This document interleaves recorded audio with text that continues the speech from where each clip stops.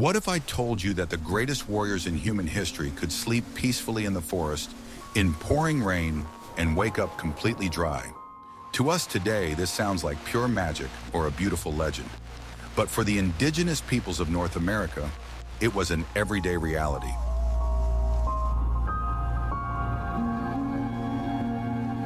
Imagine for a moment the endless, dark forests of the East or the harsh, windswept foothills of the Rocky Mountains. In these wild places, icy water can pour from the sky for days, turning the ground into sticky mud and saturating everything around with cold. In such conditions, an ordinary person quickly loses strength and hope, but the ancient warriors felt at home here.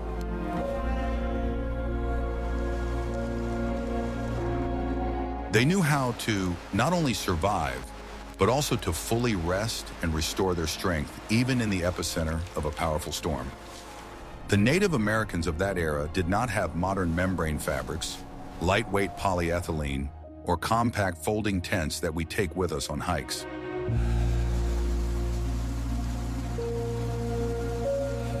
Would you like to learn more about how they chose a place to sleep?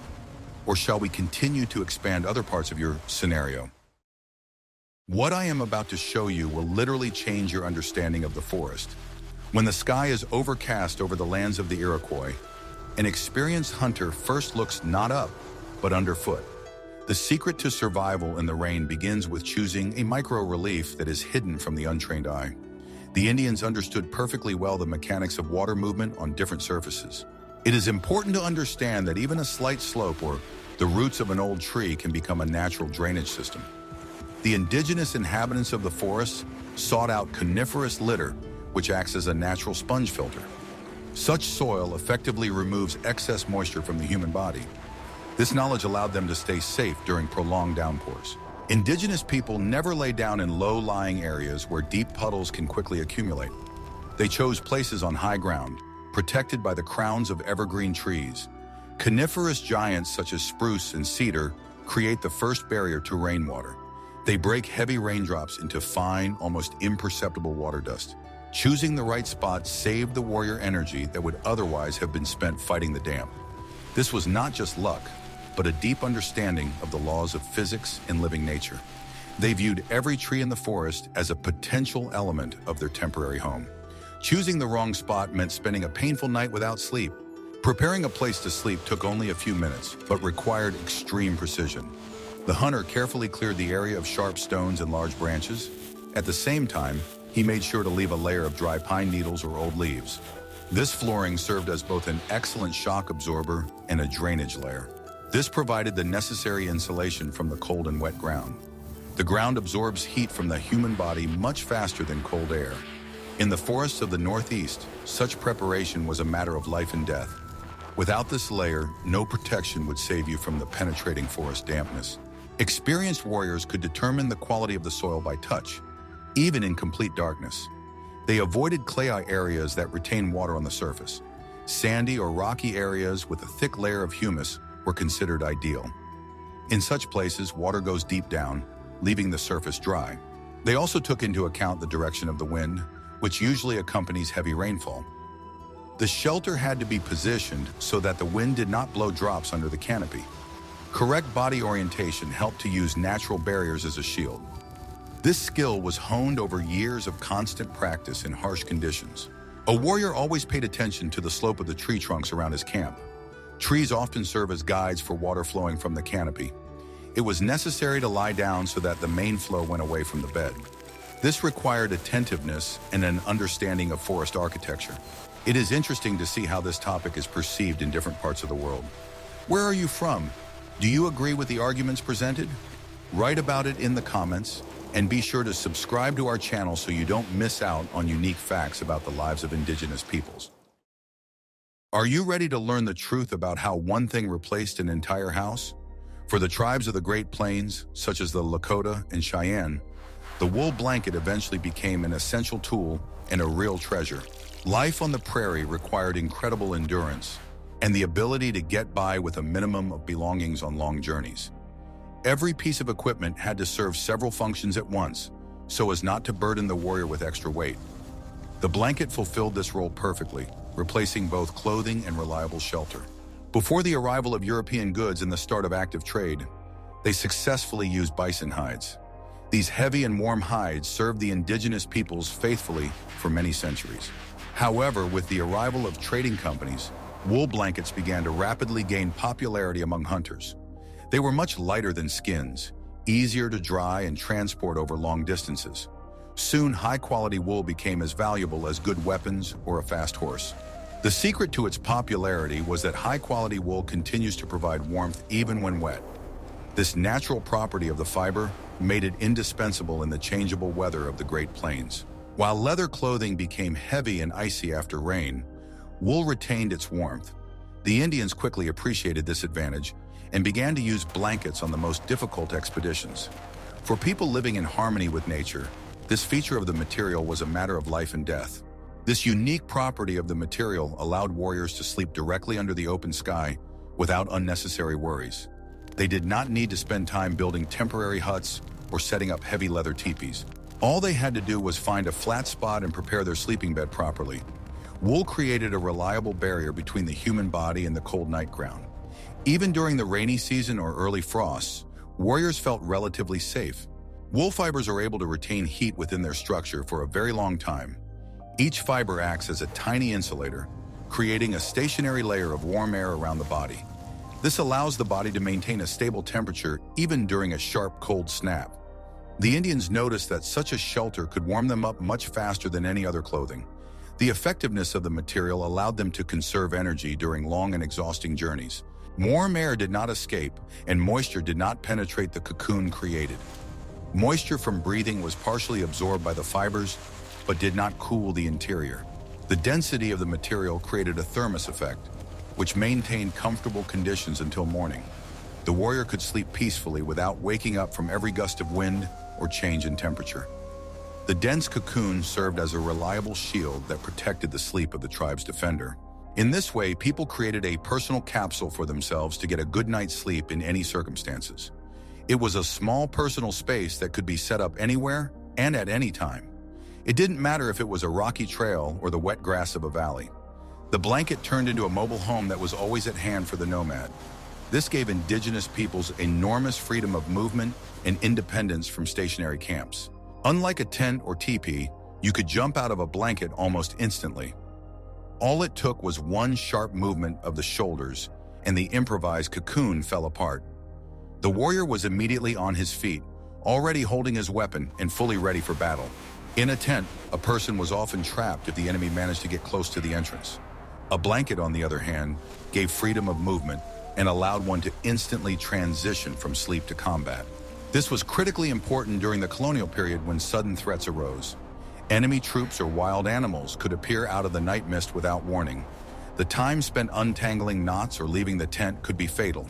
The Indians valued the ability to be alert even during deep nighttime rest. In this sense, the blanket was part of their combat equipment, not just bedding.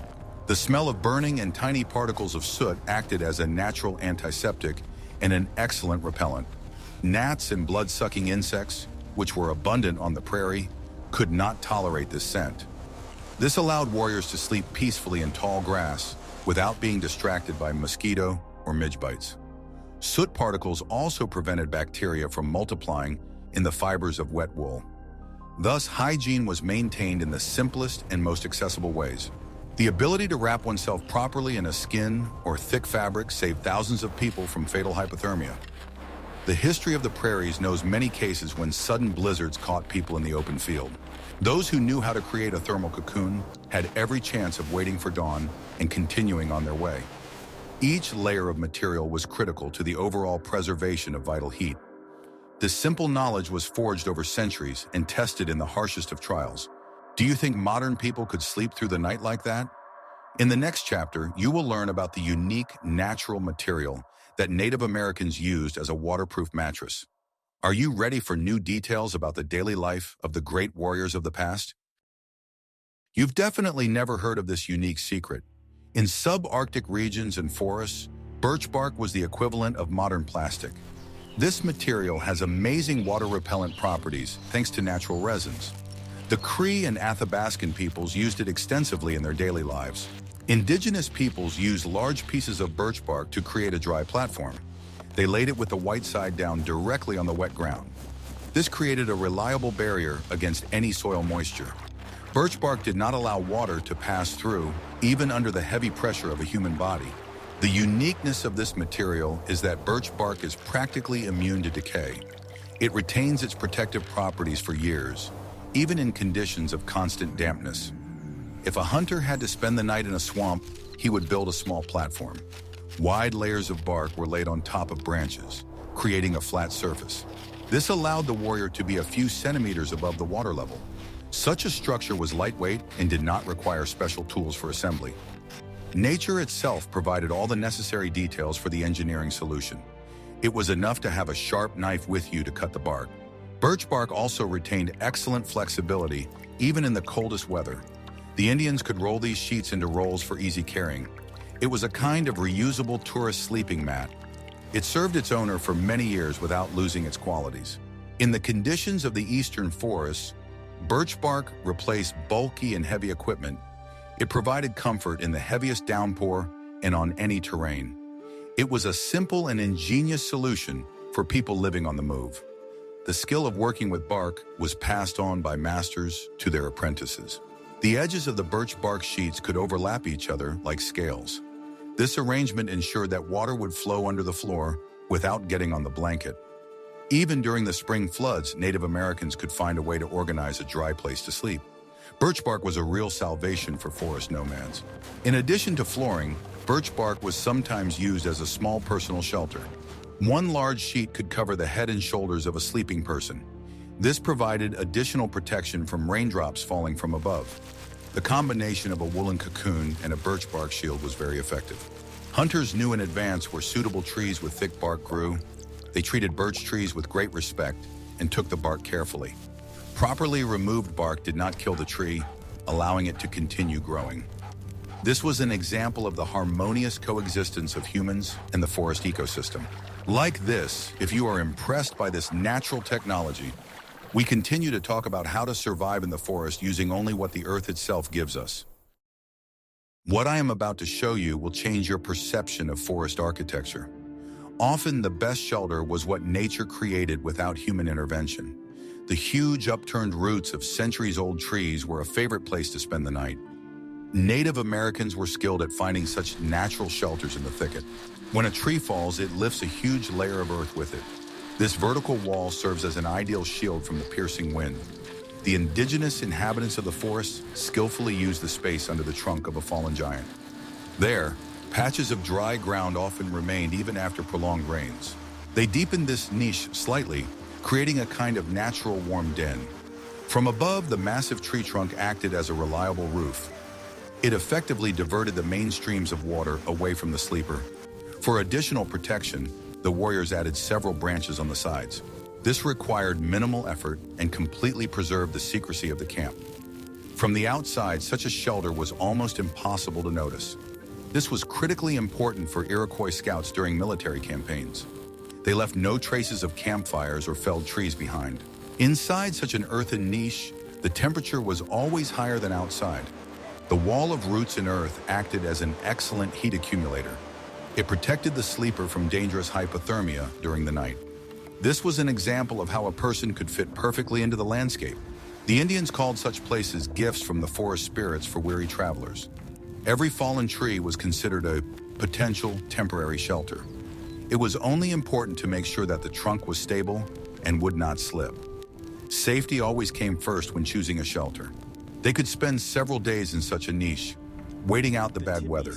There was enough space inside to curl up in a cocoon and conserve energy. The ground under the roots was usually soft and warm compared to open terrain. This allowed the body to fully recover after a long journey. Often such shelters were located in groups if the forest was old. Several warriors could occupy neighboring trees, remaining within earshot. This provided mutual protection in case of the appearance of enemies or wild animals. Collective survival has always been a priority for forest tribes. An experienced eye could spot such a place from a great distance by the shape of the roots. The Indians navigated the forest by small details that were invisible to outsiders. Each tree had its own history and purpose in their lives. The forest was a huge and familiar home to them. In the next chapter, you will learn how Native Americans used fire to stay dry. We will discuss the tactics of small fires that did not give away a warrior's position to enemies. Does your curiosity end here, or are you ready to go further? Spending the night in the rain required a special approach to using open fire. A large fire quickly goes out in the rain and produces too much smoke. Native Americans often used the technique of a small, almost invisible fire. It burned in a small depression, well protected from dripping rain and wind. This allowed all the heat to be concentrated directly under the floor or blanket. The fire was so small that its light was not visible from the outside. Such secrecy was a necessary condition for survival in wartime. Special types of dry wood were selected for such a fire. They preferred hard woods that produced a lot of coals and produced almost no smoke. The Indians knew that the core of a fallen log remained dry. They skillfully extracted this fuel, using only the most necessary pieces. The small fire helped maintain the desired body temperature throughout the night. There was also a method of transferring heat using stones heated on a fire. The stones were placed under a thin layer of earth directly at the sleeping place. This created the effect of a warm floor that worked for many hours in a row. This method was ideal for conditions of extreme dampness and cold. It is extremely difficult to maintain a direct fire in heavy rain, but the stones gave off heat for a long time. The heat from them was gentle and penetrated deep through the layers of bedding. This allowed the warrior to rest properly even in the most unfavorable conditions. The use of stones also helped to avoid accidental ignition of clothing or blankets. Sometimes an Indian would build a fire and then transfer the coals to a new location. The old fire pit, which had warmed the ground, became his warm bed for the whole night. A layer of pine branches was laid on top to protect the body from direct contact with the ashes. This was an ancient technique for comfortable sleep in the field. Warriors knew how to kindle a flame even in conditions of absolute humidity. They used the resin of coniferous trees as an effective means of kindling. Even a few sparks were enough to make the resinous wood burst into flames. This skill was considered mandatory for every adult man in the tribe. A small fire was also used to dry shoes and small items of equipment. The Indian kept his moccasins close to the coals, carefully monitoring the temperature. Dry feet were the key to health and the ability to continue the journey the next day. Every movement near the fire was economical and precise. This fire was not only a source of physical warmth, but also a spiritual center. It created an atmosphere of comfort even in the darkest and coldest forest. The Indians believed that the spirit of fire protected their sleep from evil forces. This attitude made their stay in the forest more confident. The fire was never left unattended, even if it was very small. Before leaving, the warrior carefully covered the fire site with earth and pine needles. After him, no traces of his recent presence remained in the forest. Stealth and respect for nature were inextricably linked in their culture. Are you ready for the shocking truth about how ordinary clothing literally became a second skin for humans? Before the advent of European fabrics and industrial textiles, Native Americans relied entirely on items made from deerskin. This material was readily available, incredibly durable, and ideal for the wild. However, the secret to its amazing waterproofness lay not in the properties of the animal itself, but in a special complex treatment. Each hide passed through dozens of hands before becoming reliable protection from icy rain. Without this knowledge, ordinary leather would quickly rot or turn into a stiff piece of material after the first serious soaking. The leather was very carefully impregnated with animal fat and smoked for a long time with thick smoke from special types of wood. It was a long and laborious process that required patience and a deep knowledge of natural chemistry from the craftsman. The smoke penetrated deep into the structure of the fibers, creating a chemical bond that prevented the leather from deteriorating. The fat impregnation, in turn, created an invisible film on the surface that repelled water droplets. This multi-stage protection made the clothing virtually invulnerable to dampness and mold. The Indians believed that during this treatment, the item acquired its own soul and character. Such clothing was not only very strong, but also surprisingly durable in the harshest conditions. It reliably protected the human body from the prickly bushes of the prairie and the sharp edges of rocks in the mountains. Deer skin could withstand enormous tensile loads, which was critically important during hand-to-hand combat or hunting large animals. Unlike modern synthetics, it did not melt by the fire and did not rustle with every movement of the hunter. An Indian could wear the same outfit for years, which only became more comfortable and softer over time. Every scratch on such a jacket was a story of survival and a glorious journey. Handcrafted leather clothing had unique, natural, breathable properties, unlike modern plastic or rubber. An Indian never sweated in it, even during intense running, which was vital for keeping the body dry. The natural pores of the material allowed excess heat to escape, maintaining an ideal temperature balance. This prevented the body from overheating during the day and cooling down sharply during nighttime rest. If the leather did get wet for some reason, it never stiffened after drying, provided it was properly tanned. This allowed the warrior to feel as comfortable as possible in any situation, even the most unpredictable. Rain could severely wet the outside of the skin, but the internal heat of the body reliably kept moisture out. Moisture simply could not physically penetrate the dense pile and thick layer of protective fat. Every detail of such complex equipment had its own strict and time-tested functional purpose. Clothing was always tailored to the individual anatomy and immediate needs of a particular person in constant motion. It did not restrict movement and allowed the wearer to instantly draw a bow or jump on a horse without the slightest delay. It was the perfect combination of the comfort of home and the functionality of combat gear. Indians often decorated their leather jackets with long fringes, and not just for aesthetic beauty. The fringe worked as an effective drainage system, helping water to run off the clothing much faster without lingering on critical seams. Each strand of fringe drew drops away from the body, accelerating the drying process of the material on the go. It was a very clever engineering technique, skillfully disguised as traditional ethnic tribal decor.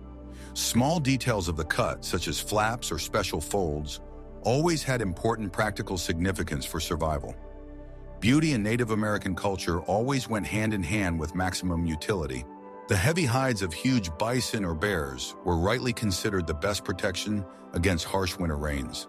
They were so dense and massive that it was physically impossible to get wet through them. Warriors used these hides both as soft bedding and as warm blankets during campouts. They were the most important and valuable treasure of every hunter, especially in northern and mountainous regions. Possession of such a hide guaranteed a person's safety in the most severe frosts and snowstorms. The smell of such equipment reminded the warrior of the power of the beast whose protection he now wore on his shoulders. Clothing made of natural leather required constant, careful care and attention from its owner. It had to be regularly cleaned of stuck-on dirt, and the fat layer had to be carefully restored after heavy rains. The Indians treated their belongings with great care and sincere gratitude for saving their lives. They knew that neglecting their equipment could lead to tragedy at the most inopportune moment of a journey. A good, well-made set of clothing could serve a person faithfully for many years of active life. It was not just property, but a faithful companion in all of life's trials. How durable do you think such clothing was in the conditions of constant and exhausting expeditions? In the next chapter, we will discuss in detail why Native Americans preferred to sleep sitting up during particularly heavy rains. What was the true price of such an uncomfortable but maximally safe rest in the night forest? Are you ready to learn even more secrets of the endurance of the great warriors of the past? Sometimes conditions in the forest were so harsh that lying on the ground was dangerous. In such cases, Native Americans practiced sleeping in a sitting position by a tree. They leaned their backs against a wide trunk, protecting their spine from the cold wind. This allowed them to remain above the level of water flowing on the ground. The warrior would throw a blanket or skin over his head to create an awning. His knees were pulled tightly to his chest to maximize the retention of internal body heat. This significantly reduced the surface area in contact with the cold and damp air. This posture allowed them to effectively wait out the peak of the storm with minimal losses. The back was reliably protected by tree bark, and the front by thick wool. The Indians knew how to fall into a short, restorative sleep in this position. This required tremendous discipline and a habit that was developed from early childhood. Groups of warriors often sat in a circle to keep each other warm. Sitting overnight also ensured maximum readiness for any sudden enemy attack. In a dense forest during rain, hearing becomes the main sense. When in an upright position, a person can hear sounds in the surroundings much better. Rain creates white noise, but an experienced warrior can distinguish details. It was a special survival tactic that combined necessary comfort and constant vigilance. The Indians did not feel like defenseless victims of the elements at such moments. They perceived it as part of their warrior path and a test of strength. Each such experience made them more experienced and wise. They often chose trees with dense crowns, which served as an additional umbrella. Spruce and pine trees were ideal companions for such an unusual night in the forest. The needles kept most of the moisture high above a person's head. Under such a tree, the ground remained dry much longer than in the clearings. During strong winds, they looked for trees standing in sheltered niches.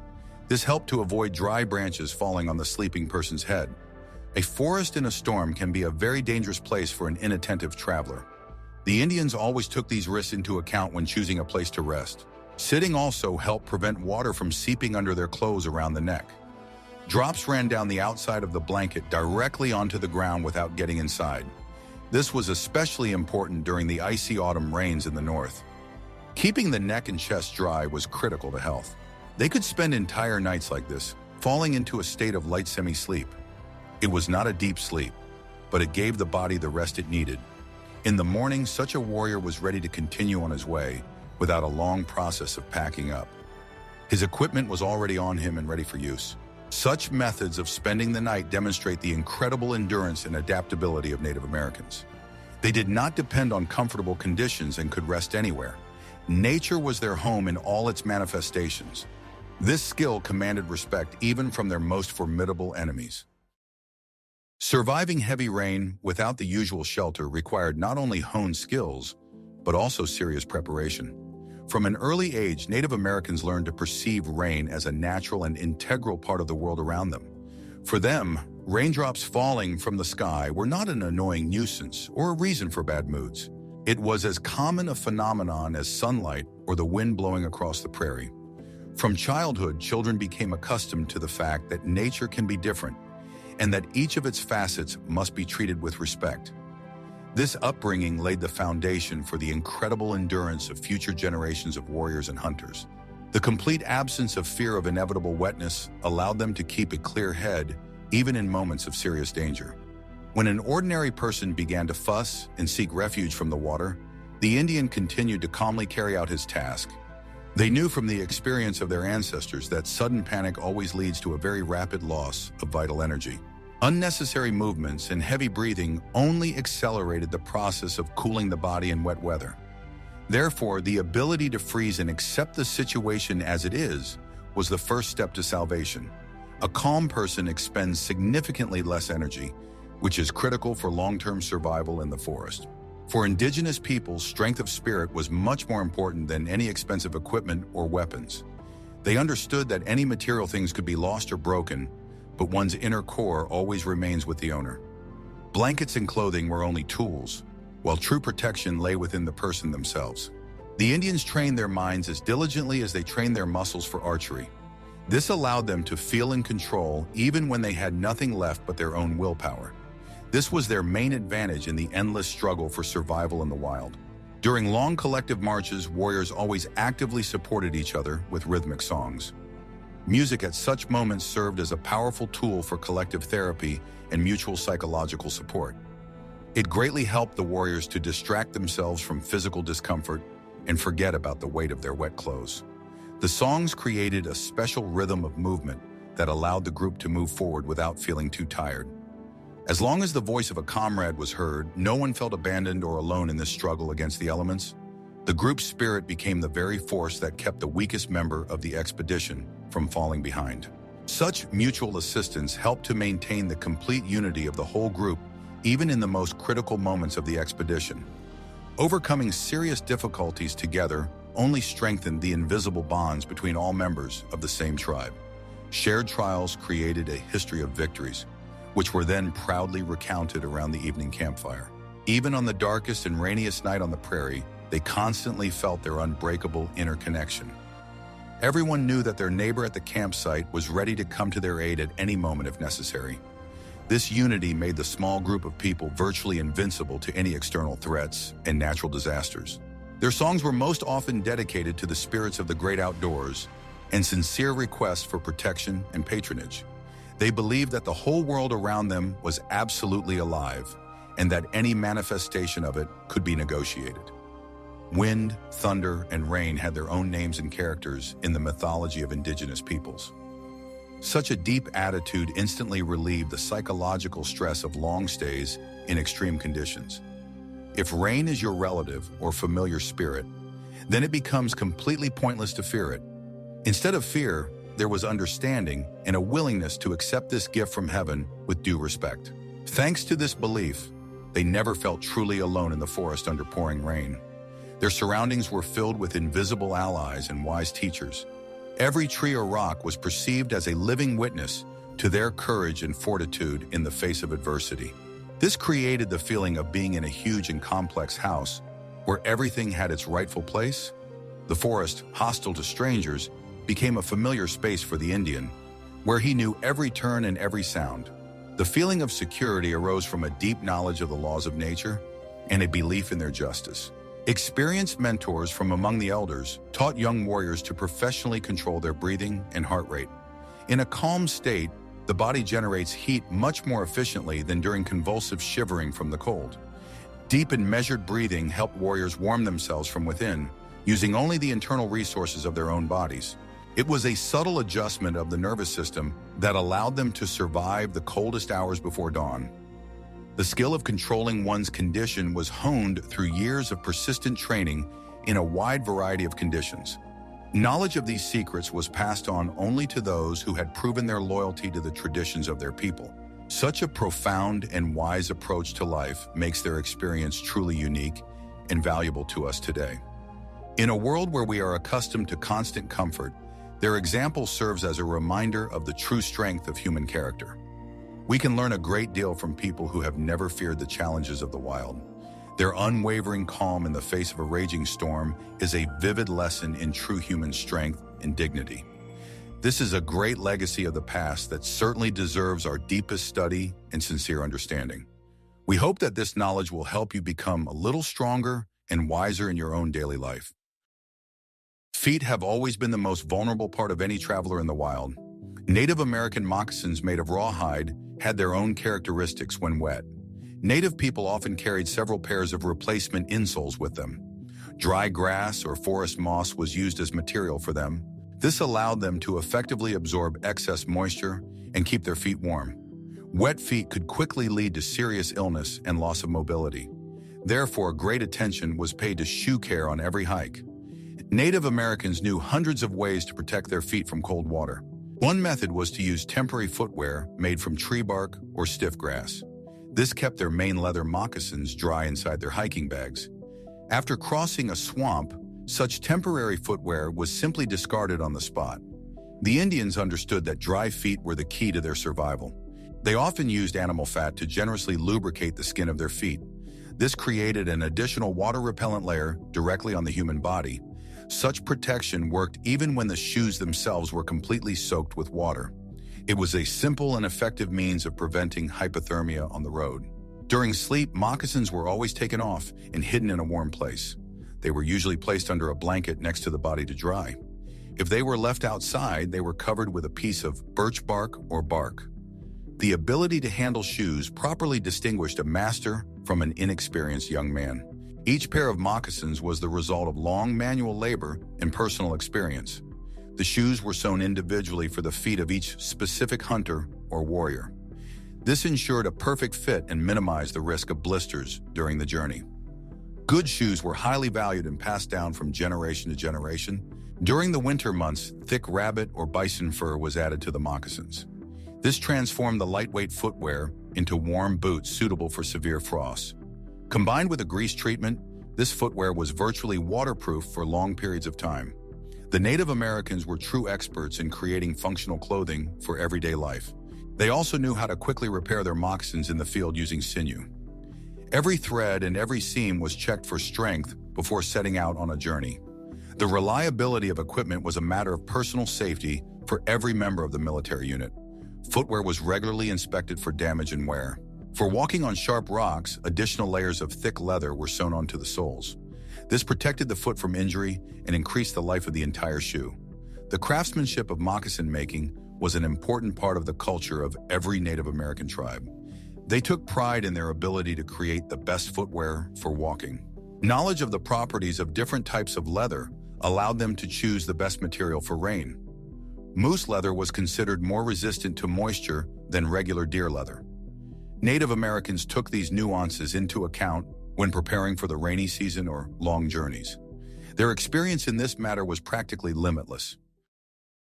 Today, many Native American survival techniques are being actively studied by modern experts of the highest level. Extreme tourism experts and military instructors find a rational grain in these ancient techniques. It turns out that techniques that seem simple at first glance are remarkably effective in harsh field conditions. Researchers carefully document every nuance, from how to build a fire to how to organize a place to sleep. This allows them to learn from the experience that has been accumulated over thousands of years in the wild prairie. The principles of using natural materials remain relevant even in our fast-paced age of high technology. Despite the advent of ultra-light alloys and synthetic insulation, the basic laws of physics have not changed. Natural wood, stone, and wool still have properties that are difficult to fully imitate in a laboratory. A person who knows the properties of bark or the characteristics of various herbs always has an advantage over an unprepared tourist. The ability to see a resource where others see only an obstacle is the key to true mastery. We learn from them to be more independent and to show resilience in any life difficulties. Life on the prairie did not forgive weakness, so warriors cultivated an iron will from childhood. The ability to remain calm in pouring rain or in the winter cold is something we often lack today. By studying their approach to life, we acquire not only technical skills but also a special strength of character. This helps us cope with any challenges that modern reality throws at us. Their sleeping techniques, without the shelter we are accustomed to, demonstrate an incredible level of true human strength. For a prairie warrior, it was no problem to spend the night in an open field with only a blanket for protection. This required not only physical endurance, but also a deep understanding of how his own body worked. Such examples force us to rethink our views on comfort and the things necessary for life. This is a true triumph of the human spirit over external circumstances and the vagaries of the weather. None of these elements would work truly effectively without the participation of all the other factors.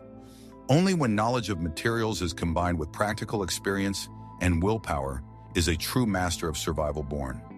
It is impossible to simply read the instructions and become an expert in the real wilderness. It requires constant practice, attention to detail, and a deep respect for the traditions of the past. We encourage you not just to listen, but to try to apply these principles in your own life. Native American survival is a profound philosophy where every detail has a deep meaning. There are no random movements or unnecessary items that simply take up space. Every knot on a blanket or way of building a fire carries the wisdom of hundreds of generations of ancestors. This worldview teaches us to value the essence of things, not their external appeal or advertising glitz. This is the path of the wise man who sees true value in the simplicity and reliability of his equipment. It is the great art of transforming a hostile environment into a truly cozy and safe home. Where modern man sees only a cold forest and danger, the Indian found protection and sustenance. The ability to trust nature and understand its signals made the surrounding world understandable and hospitable. Home for a nomad was wherever he spread his blanket and lit a small campfire. We strive to convey this feeling of confidence to you anywhere on our vast planet. We sincerely hope that this unique knowledge will inspire you to make new discoveries on your own. Perhaps the next time you take a walk in the park or the forest, you will look at the trees with different eyes. You will begin to notice things that were previously hidden from your view due to the hustle and bustle of the city. Nature is always ready to generously share its most intimate secrets with those who truly know how to listen. The main thing is to open your heart and mind to this endless flow of wisdom. Many modern survivalists today try to replicate these ancient techniques in their training trips. They go into the woods with a minimal set of items to experience the spirit of the past for themselves. This is a great way to test your skills in practice and gain a much better understanding of the unique culture of your ancestors. Such an experience gives you an incomparable sense of connection to the history of great warriors and hunters. It helps to preserve the memory of a people who knew practically everything about the forest. It is interesting to consider how this ancient and important knowledge can be integrated into our shared technological future.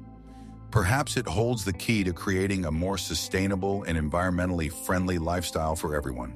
Understanding how to survive successfully without unnecessary things makes each of us much stronger and more confident.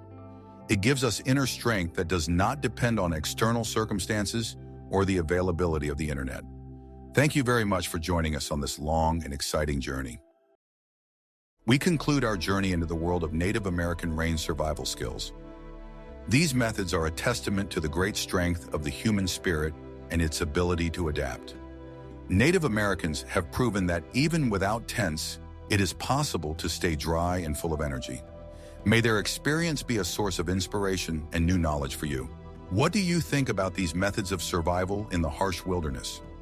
Would you like to see more videos about Native American life and tactics in future episodes? Suggest topics for future videos that you would like to see in the comments. And don't forget to subscribe to our channel so you don't miss any new videos.